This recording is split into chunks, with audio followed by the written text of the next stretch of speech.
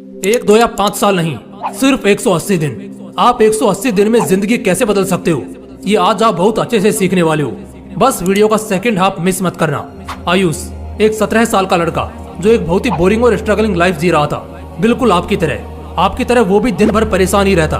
कभी माँ डांटती तो कभी पापा 4 बात सुना देते और बचे हुए खाली समय में वो बस टेंशन, तंगी और डिस्ट्रैक्शन के साथ आलस्य का कंबल उड़कर लिपटा रहता। पढ़ाई में वो एक एवरेज स्टूडेंट था और उसका कुछ खास मन लगता भी नहीं था इसमें। वो हर काम में पीछे रह जाता। वो आलसी था एक नंबर का, एक काम भी वो ढंग से नहीं करता था। इसी वजह से हर काम में वो 4 बात सुनता, उसे बेइज्जत होना पड़ता। कोई उसे पसंद नहीं करता था, सब उसकी नालायक और मूर्खों में गिनती करते, लेकिन असल में वो मूर्ख नहीं था, ऐसा बस लोगों को दिखता था। मगर उसका दिमाग बहुत तेज था और यही उसकी सबसे खास बात थी। वो अपने आप की ताकत को जानता था। वो ये भी जानता था कि अगर वो अपने असली औकात पर आ गया तो सब कुछ बदल जाएगा और वो सबसे बड़ा भी बन जाएगा, खूब सफल हो जाएगा। वो नालायक नहीं, बस आलसी था और यही आलसपन तो उसे हर जगह बेइज्जत कर देता था। उसका मन स्थिर नहीं था और इसी रीजन की वजह से वो खुद ही बार बार लोगों के दरवाजे पर पहुंचता, किसी न किसी को फोन करता और किसी न किसी के पीछे पागल रहता, लेकिन बदले में कोई उसे 2 पैसे का भी भाव नहीं देता। एक तरह से कह सकते हैं हर जगह से बेइज्जत हुआ बंदा था वो। लेकिन सबका सुनहरा और खूबसूरत दिन आता है। उसके भी खूबसूरत दिन बड़े जल्दी आने वाले थे। साल था 2019, जब उसी का एक रिश्तेदार जो कि उससे उम्र में 4 से 5 साल बड़ा था, वो उससे मिलता है। मुलाकात में दोनों की बातें होती हैं, मगर थोड़ा खुलने के बाद वो लड़का यानी आयुष अपने उस रिश्तेदार को अपनी सारी परेशानियों के बारे में बताता है। उसके उस रिश्तेदार को उस लड़के में एक चिंगारी जरूर दिखती है कि ये लड़का दम रखता है कुछ बड़ा करने का, मगर ये इतने सारे उलझनों में फंसा ही कुछ इस तरह है कि ये कभी कुछ सही नहीं कर पाता। इस वजह से लोग बस इसकी गलतियां देखते हैं, इसके पीछे की वजह और हालत नहीं। कहते हैं ना, हर रिश्तेदार बुरा ही नहीं होता, कुछ फरिश्ते भी होते हैं। उसने पहले उस लड़के की पूरी बात सुनी और फिर उससे बस एक ही सवाल पूछा, तुम चाहते क्या हो?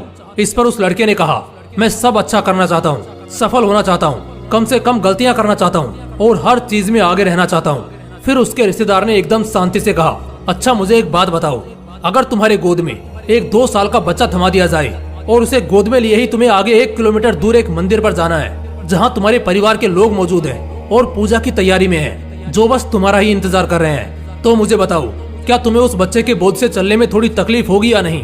उसने जवाब दिया, बिल्कुल होगी। इसके बाद उसने कहा, उस बच्चे ने अपने हाथ में 3-4 खिलौने लिए हैं जिनका वजन कुल मिलाकर कम से कम आधा 1 किलो तो होगा ही, तो क्या इससे समस्या थोड़ी और नहीं बढ़ेगी? उस लड़के ने कहा, बिल्कुल बढ़ेगी। इसके बाद उसने कहा, तुम नंगे पांव बिना ये जाने कि मंदिर 1 किलोमीटर आगे तो है, मगर किस दिशा में है, यानी कहां से उसका रास्ता है, ये तुम्हें मालूम ही नहीं है, तो बताओ तब क्या हालत होगी तुम्हारी? तो उसने कहा, मेरी हालत तो बहुत बुरी हो जाएगी। उस रिश्तेदार ने फिर पूछा, इसके साथ अब तुम्हारे घर वाले फोन करके तुम्हें 2 किलो प्रसाद लाने की भी कहते हैं, तो उस समय तुम्हारा मंदिर में पहुंचना ज्यादा वजन और भटकते मन के साथ और भी मुश्किल हो जाएगा, है ना? उस लड़के ने जवाब दिया, बिल्कुल हो जाएगा। इन सब के बाद किसी तरह तुम आधे रास्ते तक पहुंच गए, तब अचानक तुम्हें याद आता है कि तुमने अपने घर का दरवाजा तो लॉक किया ही नहीं और घर में 50,000 कैश और कुछ गहने हैं। उस वक्त क्या करोगे? तुरंत भागना पड़ेगा ना वापस? उस लड़के ने कहा, मेरी तो वाट लग जाएगी। आखिर में उस रिश्तेदार ने फिर एक बार बड़े प्यार से कहा, अब मुझे बताओ इसमें दोस्त किसका था? क्या तुम्हारे घर वालों का, किस्मत का, उस बच्चे का या तुम्हारे खुद का? आयुष थोड़ा सोच में पड़ गया और बोला कि सारा दोस्त मेरा है। उस रिश्तेदार ने कहा, यहाँ भी तुम गलत हो, दोस्त तुम्हारा नहीं, उस बोझ का है जिसे धीरे धीरे तुमने अपने ऊपर बढ़ाया है। ये बोझ सिर्फ फिजिकली ही नहीं, मेंटली भी तुमने खुद ही बढ़ाया है। जैसे उस बच्चे के बोझ से तुम्हारा चलना धीमा हुआ और घर भागने के बोझ से दिमाग में टेंशन घुसी कि कहीं पैसे ना चोरी हो जाएं और दोबारा जाना भी है और बच्चे को संभालना भी है और पूजा के प्रसाद को भी अपवित्र नहीं होने देना है। इन सब बोझ के साथ तुम्हें लगता है तुम एकदम आनंद में टाइम पर सही मुहूर्त पर मंदिर पहुंचने में सफल हो जाओगे? उस लड़के ने जवाब दिया, नहीं, बिल्कुल भी नहीं। उस रिश्तेदार ने फिर कहा, जरा सोचो, कुछ बोझ के साथ तुम 1 किलोमीटर का फासला भी सही ढंग से तय नहीं कर पाए, तो जिंदगी के सफर में जहाँ छोटे छोटे बोझ के साथ कई कोसों दूर की उड़ान तुम्हें भरनी है, उन्हें कैसे पूरा करोगे? आयुष ने कहा, छोटे छोटे बोझ का मतलब क्या? ऐसे बोझ मेरी जिंदगी में कहाँ है? तो उस रिश्तेदार ने कहा, बुरी आदतों का बोझ, एक के बाद एक, जैसे आलस्य, जिद, अनुशासनहीन होना, देर तक सोना, याददाश्त का कमजोर होना, समय बर्बाद करना, दूसरों की चुगली करना, बड़बोल करना, गलत संगत में रहना, गलत सिद्धांतों पर जीना। जब तक इन सब का बोझ रहेगा तुम कैसे सफल हो जाओगे? कभी नहीं हो पाओगे। चैलेंजेस यहाँ कम नहीं है, कुछ ऐसी ड्यूटीज है तुम्हारी जो तुम नहीं कर पाते। बुरी आदतों का इतना बोझ तुमने अपने सिर लिया है कि तुम चाह कर भी आगे बढ़ने की कोशिश में हर बार नाकाम होते हो। आयुष सोच में पड़ गया और फिर बोला, ये बात तो आपने बिल्कुल सही बोली, मगर मैं क्या करूं? पढ़ने बैठता हूं तो पढ़ने में मन नहीं लगता, किसी काम में ध्यान नहीं रहता। सोचता हूं कल से कसरत करके अच्छा शरीर बनाऊंगा, मगर वो भी नहीं होता। बार बार मन में ख्याल आता है फोन वगैरह बंद करके सिर्फ और सिर्फ अगले कुछ साल अपने करियर पर फोकस करूंगा, मगर अफसोस वो भी नहीं होता। कुछ समझ ही नहीं आता, क्या करूं? फिर एक बार उसी रिश्तेदार ने हल्की सी मुस्कुराहट के साथ उसे कहा, जिस तरह कुशलता, रणनीति और कोशिश सब होने के बाद भी अगर सही रास्ते का पता ना होना तो मंजिल तक नहीं पहुंच पाओगे, और अगर पहुंच भी गए तो भी बहुत देर से पहुंचोगे।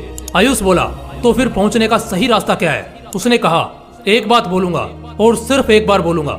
अगर तुमने मान लिया तो ये तुम्हारी खुशकिस्मती होगी, और अगर तुमने नहीं माना तो याद रखना तुम मेरी नजरों से गिर जाओगे, और आज के बाद कभी भी मैं तुम्हें सीरियसली नहीं लूंगा। आयुष ने हाँ में सिर हिलाया। उसने कहा, अगले 6 महीने के लिए यानी पूरे 180 दिन के लिए आज रात को शपथ लेनी है। 180 दिन का बवाल चैलेंज लेना है। कोई पार्टी नहीं, कोई छुट्टी नहीं, खुद पर मेहनत करना छोड़ना नहीं, चाहे जो हो जाए आगे बढ़ने से रुकना नहीं। हर दिन धीरे धीरे अपनी पढ़ाई और प्रोडक्टिव कामों में समय को बढ़ाते रहना है। इन 180 दिनों के चैलेंज को 4 हिस्सों में बांटेंगे, जिसमें पहला पड़ाव होगा 45 दिन का। पहले पड़ाव में आपको बाहरी दुनिया से डिस्कनेक्टेड होना है। किसकी शादी है, किसके लड़के का मुंडन है, किसके घर में क्या खिचड़ी पक रही है, किसकी लड़की किसके साथ भाग गई, कौन किसकी तैयारी कर रहा है, किसने नया घर लिया है, नई गाड़ी ली है, किसके यहाँ कोई फंक्शन है, कौन मर गया, कौन जी रहा है। इन सभी मोह माया से सबसे पहले डिस्कनेक्ट होना है। पहले पड़ाव की चुनौती में लगभग 20% लोग बाहर हो जाएंगे, और उम्मीद करता हूँ क्योंकि तुम्हारे अंदर मुझे चिंगारी दिखी है तो तुम टिक जाओगे। इस पहले पड़ाव में अपने डिस्ट्रैक्शन के सभी सोर्सेज को खत्म कर दो। फोन, लैपटॉप या कंप्यूटर, ऐसी कोई भी चीज जहाँ से अगर 1 पैसे की भी वैल्यू नहीं मिल रही है तो उसे बंद कर दो। जो दोस्त बार बार घूमने और फालतू के कामों के लिए बुलाने आता है उसे ब्लॉक कर दो। जो छोटे छोटे डिस्ट्रैक्शंस जैसे कोई बर्थडे पार्टी या कहीं बाहर घूमने जाना या बीमार पड़ जाना, ऐसी चीजों को भी इग्नोर करो। सबसे मुश्किल ये पहला पड़ाव ही होता है, क्योंकि इसमें आप अपने अंदर के लालच और बर्बाद कर देने वाले सुखों को तोड़ तोड़ कर खत्म करते हो। इस पहले पड़ाव के बाद अब आप मेंटली फोकस्ड और सेल्फ कंसंट्रेटेड हो जाते हो, जिसके बाद जीतना और बेहतर तरीके से रहना आसान हो जाता है।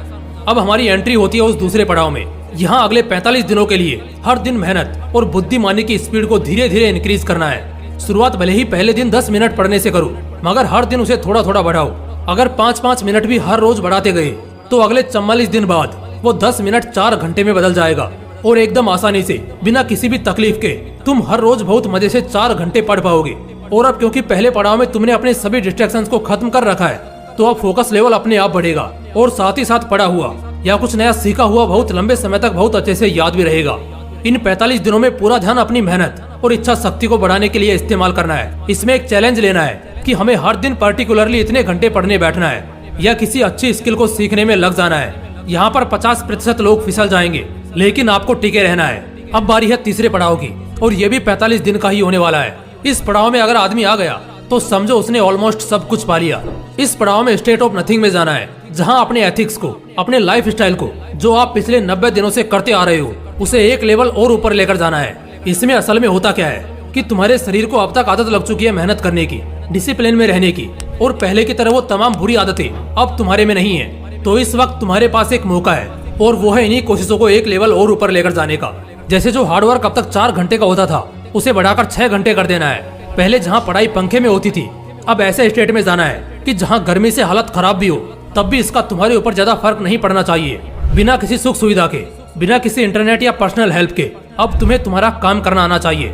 इस पड़ाव में कुछ इस तरह बनना है जैसे तुम किसी के मोहताज नहीं, ना पैसों के, ना किसी सुख सुविधा के, सिर्फ और सिर्फ अपने दम पर हो और रहोगे। ऐसा इसलिए क्योंकि कई बार ऐसे भी समय आएंगे जब खराब परिस्थितियों में भी, फेलियर्स में भी अपने मेहनत में कोई कंजूसी नहीं करनी होगी, बल्कि मेहनत बरकरार रखनी होगी। ऐसे वक्त के लिए तीसरा पड़ाव आपको तैयार करता है। अब बारी आती है चौथे पड़ाव की, जिसमें 15 से 20% लोग ही जा पाते हैं। लेकिन यही वो लोग होते हैं जो बाकी के 80% लोगों के सर होते हैं, उनके रोल मॉडल और लर्निंग एग्जाम्पल्स होते हैं। ये आखिरी पड़ाव है पूरे 180 डे चैलेंज का। ये 45 दिन का आखिरी पड़ाव होने के बाद आप 180 दिन का चैलेंज पूरा कर चुके होंगे। इसके बाद तुम एकदम बवाल बनने वाले हो। इस समय तक आते आते तुम अपने काम में एकदम परफेक्ट हो चुके हो। लाइफ स्टाइल एकदम जबरदस्त हो चुकी है। किसी भी बुरी आदतों में नहीं फंसे हो। लोगों ने तुम्हारी तारीफें भी शुरू कर दी है। तुम्हें भी अब हर मोड़ पर सफलता मिलने लगी है, चाहे वो एग्जाम्स में हो, चाहे वो किसी और काम में हो, या चाहे वो किसी प्रोजेक्ट या जॉब फील्ड में ही हो। लेकिन अब वक्त है कुछ मैजिकल और स्ट्रिक्ट स्किल्स को सीखने का, जो पूरे 6 महीने के पीरियड की चमक को और ज्यादा बढ़ा देंगे। मैजिकल स्किल से मेरा कहने का मतलब है, जैसे तुम कम्युनिकेशन और प्रेजेंटेशन सीख सकते हो, तुम मार्शल आर्ट सीखकर अपने बॉडी को वेल शेप्ड और दिमाग के फोकस को और बढ़ा सकते हो। कोडिंग या एआई में स्पेशलाइज्ड होकर तुम अपने फ्यूचर सिक्योरिटी के लिए कई और ऑप्शंस क्रिएट कर सकते हो। पहले के 3 पड़ाव आते आते तुम दूसरों से बहुत आगे तो ऐसे ही आ चुके हो। और जिस तरह हम सांस लेना, खाना खाना और सोना नहीं भूलते, क्योंकि वो हमेशा हम एक ही समय पर करते हैं, अगर ना करे तो शरीर याद दिला देता है, ठीक उसी तरह 3 पड़ाव को कर लेने के बाद अब दिमाग और शरीर को उन्हीं चैलेंजेस और टास्क को करने की आदत लग जाती है। और इससे अच्छी बात और क्या हो सकती है कि अब मेहनत और काम करने में भी बहुत मजा आने लगेगा। दोस्तों, ये जो मैंने कहानी सुनाई उसका एक सस्पेंस अभी खोलूंगा। सबसे पहली बात कि वो कहानी बिल्कुल सच्ची थी।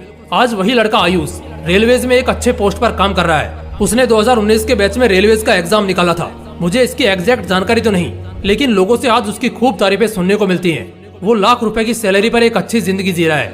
वो जो रिश्तेदार था वो कोई और नहीं बल्कि आपका चीयर लीडर यानी मैं ही था। और ये कुछ सालों पहले की बात है। इस इंसिडेंट के बाद हमारी 3-4 बार मुलाकात हुई और उस बंदे ने हमेशा मुझे शुक्रिया कराया उस एडवाइस का जो उस दिन मैंने उसे दी थी। मुझे भी यकीन था कि काम करेगा, मगर इतना बेहतर करेगा ये शायद नहीं सोचा था। तो जब मैंने इसे अपनी प्रैक्टिकल जिंदगी में किसी की जिंदगी बदलते हुए देखा है, तो आप सब भी तो मेरे अपने भाई बहन हो। तो ऐसे में आप सभी के साथ इस तरह का बवाल एपिसोड शेयर करना तो बनता ही है। बेशक उम्मीद करता हूँ जिस तरह इस चैलेंज ने आयुष की जिंदगी बदली, उसी तरह अब यही एडवाइस आपके पास भी है। इस वक्त आपके हालात भी उसी के उन पुराने दिनों के हालात की तरह ही होंगे। ऐसे में आप भी अपनी जिंदगी बदल सकते हो। अगले 180 दिन का चैलेंज अपना लो और चाहे जो हो जाए, सिर्फ और सिर्फ 180 दिनों की तकलीफ होगी, लेकिन इस 6 महीने की तकलीफ के बाद अगले 60 साल मौज करोगे।